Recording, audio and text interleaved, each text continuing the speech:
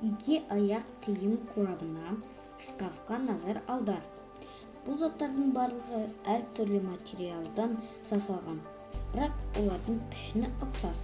Олар тікбұрышты параллелепипед деп аталатын геометриялық денеге ұқсас.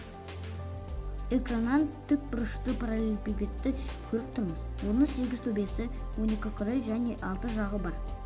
Тікбұрышты параллелепипед жазбасы берілген. Осы жазбаны бүктеп тікбұрышты параллелепипед моделін аламыз. Біз тікбұрышты параллелепипед моделін жасай аламыз. Ол үшін осы жазбаны төрткөз дәптерге сызықтары бойынша бүктеп желімдейміз. Енді біз тікбұрышты параллелепипед қандай болатынын білеміз.